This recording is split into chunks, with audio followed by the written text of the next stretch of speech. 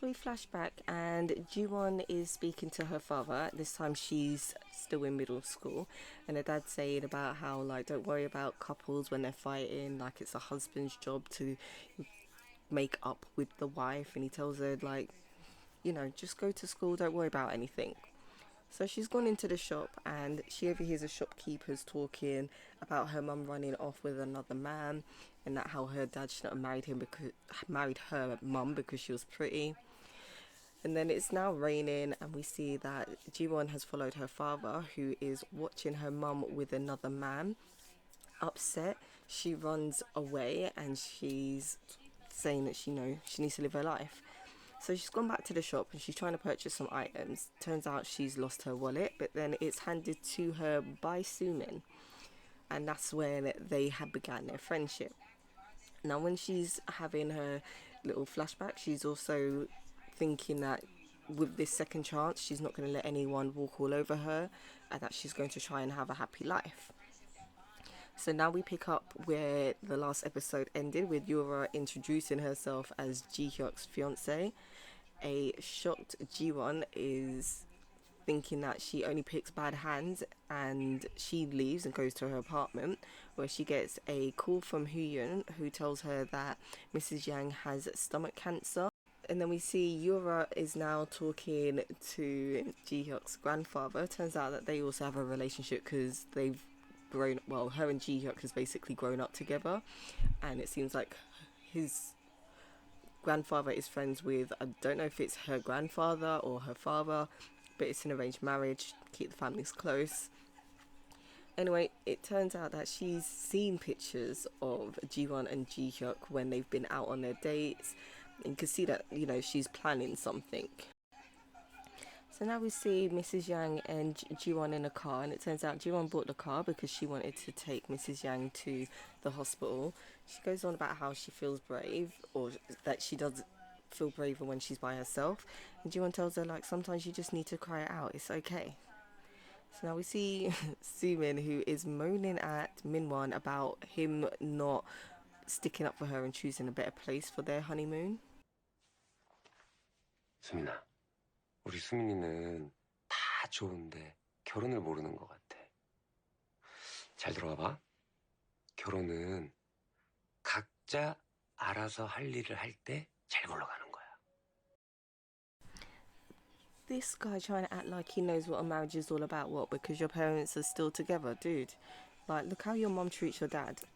Anyway, it turns out that Min Hwan has come up with a plan to double rent the apartment that his mother got for him, and that he was trying to do it as a scam so that she would eventually buy them an apartment instead of renting it out.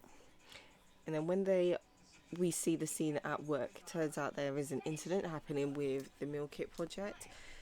So it looks like the chef has pulled out, which is causing a lot of issues, especially because they were so far in the planning process with him and he had approved some stuff. So Ji-won tries to contact him directly, and he thinks there's something up with, what's going on, and that they should call Miss Yang.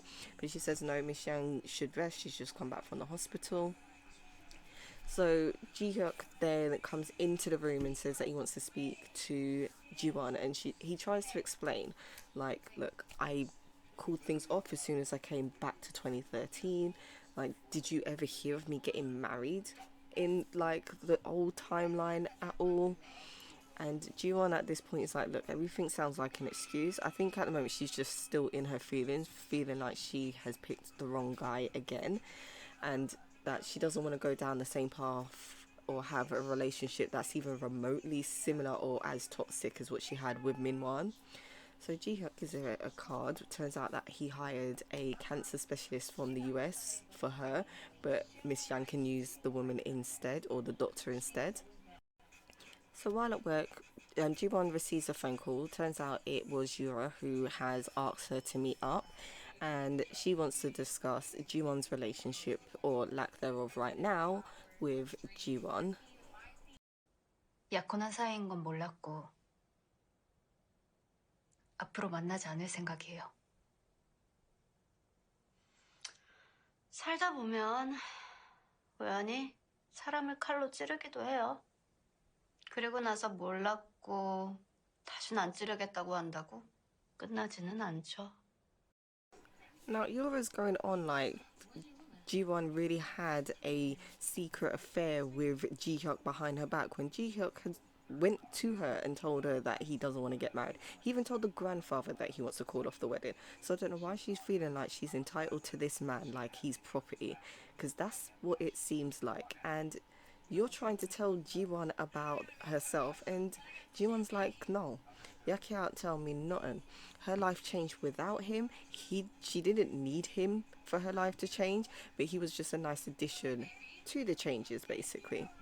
So Ji Hyuk gets back and he sees the necklace that he bought Ji Won outside of his house. I think this was just like the final nail in the coffin in regards to them breaking up. And then we see that Mrs. Yang is on her way to the hospital, and you got Mr. Lee watching from his car. Turns out he does have feelings for her, because why else would you be sitting outside her family's restaurant watching all of this?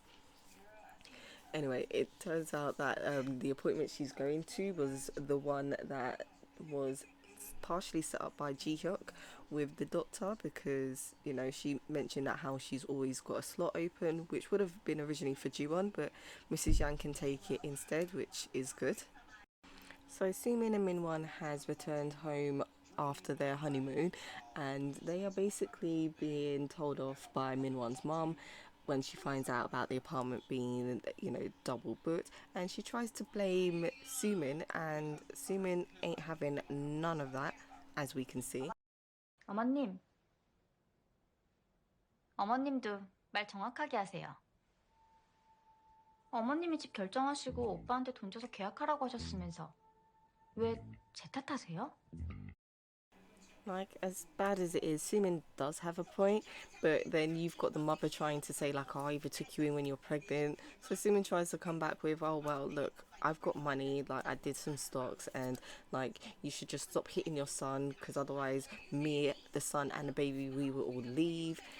And Ji Hyuk's like, I mean, Min Hwan's just like, don't worry about it. Like, she will calm down when she hears the baby. And Sumin's all like, what baby? There is no baby. 그게 무슨 말이 뭐가 없어? 나 유산했어. Like, this girl, she always has some kind of lie. Like, how you can now tell this man that she had a miscarriage, and then you're sitting there all emotional looking at the sonogram pictures and all of that, and we know that you purchased those online. We know your ass ain't pregnant. Like, you kind of feel bad, just a little for Min Hwan, but not much. Anyway, we go back to the office and you see Ji Won and Hyun, you know, having a beer, having a nice little healthy snack, and that how, you know, things have been different with Ji Hyuk at home. Like, his whole attitude has changed, and that she feels like she's walking on eggshells around him. I think it's just because he's upset because his relationship has ended, and it's because of Yura. So he approaches her at the grandfather's house, and we see that Yura has this really bad habit of feeling like Ji Hyuk is her property, because even in the original timeline, when someone tried to get close to Ji Hyuk, she had to get, you know, a little violence on this chick.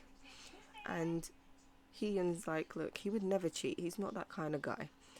And I understand she wants her brother and Ji Won to be happy together. So Ji Hyuk is now talking to his grandfather, and you know, he talks about the past and how like a man should meet the right woman. And you know, he's basically saying that he feels like Ji Won's the right woman, and I feel like it's true. Like, they complement each other, and it's nice. 그래서 유라와 약혼하고 나서 정말 못 견디겠다는 기분이 들었을 때도 꼭 참았습니다. 절대로 아버지와 같은 사람이 되지 않겠다고 다짐했었으니까. So it is a heartfelt discussion that he's having with his grandfather. And now it turns out that Yura has done a background check, and she's found out about the whole situation with Sumin, Min Hwan, and Ji Won, and she's going to try and use that to her advantage to get back at Ji Won.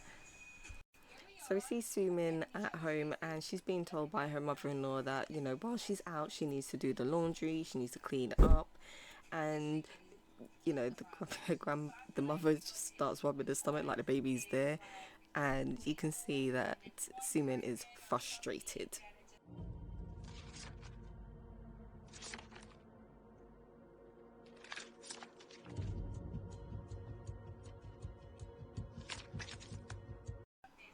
So Soo Min's looking through what was delivered at the property, and she sees pictures of Ji Hyuk with his grandfather and Ji Won and Ji Hyuk together, and she also sees the stock list for UAK, and now she's like, okay, so hold on, you basically told me to pick up your trash, meaning Min Hwan, and you did all of this while you go and get together with a rich guy. She is totally jealous, even going so far as to say that she picked up a trash with no pride. And it also seems that she is not done with trying to ruin Ji-won's life. 지원아, 통화가 안 되네. 아유, 어떻게 지내 너? 우연히 네 소식을 들어가지고 엄마다. So after getting the messages from her mum, she agrees to meet up with her the following day. So you can see them at the cafe, and they're talking a little bit about the past, about how her mum never really liked her dad, and at some point she didn't really like her either. And she tries to blame it on, you know, having a kid when she weren't ready. And Ji-won's like, look, never mind my dad. Even if you've left my dad, like, why didn't you come to see me? So the mum tries to blame the father and say that it's basically his fault that she has no relationship with the mum. We know that ain't true. We saw how upset this man was, and he doesn't seem like that vindictive type. And you can see that Ji-won was sticking to the wrong people because she didn't know how to express herself, which is why she seemed to have ended up with Min Hwan and Soo Min in her life for such a long period. Anyway, she takes her mum shopping, and the mum's trying to act like, oh, I've always wanted to do this, I've always wanted to try and buy this. And Ji-won, being the kind-hearted soul that she is, she seems to buy all of that stuff for her mum. And then she's saying to her mum, like, look, like, basically, why are you here now?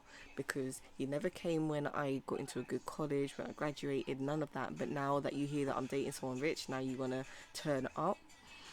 And we can see that the only reason why the mum contacted her is because Soo Min called her and told her about Ji Hyuk, and this was all part of a scheme to get money out of Ji-won. Because Ji-won saw through it all, her mum is vexed and calls her a wench. Like, why would you even bother doing that? Like, you know you're greedy. Why should she do anything for you? So Min Hwan returns home, and when he gets there, he sees Yura waiting for him. Turns out she wants to speak to him a little about how they can work together to get back at Ji-won, and for her to get Ji Hyuk back under her thumb like he was ever there in the first place. So Ji-won has gone to where Ji Hyuk was teaching her self-defense, and she sees him through the glass, but she doesn't stay. She leaves, and he looks up, probably just seeing her walk away. So she's gone to the graveside, and she's speaking to her dad. Like, she's asking what can she do in this case. She feels like a fool. Like, we can see that she's generally sad about how the relationship has ended up.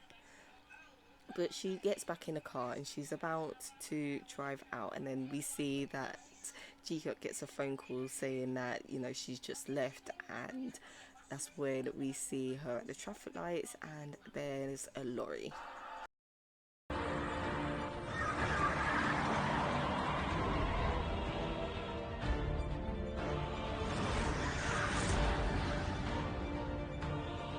See, Ji Hyuk is just that guy. They're not even together, and he still appears to save her. Like, he literally drives there, drives his car in front of the lorry, knowing that he's going to get hit and can possibly die, all to make sure that Ji-won is safe. Like, you can't ask for anyone better than that as your life partner. But this is where the episode ends, and don't forget to like, comment and subscribe.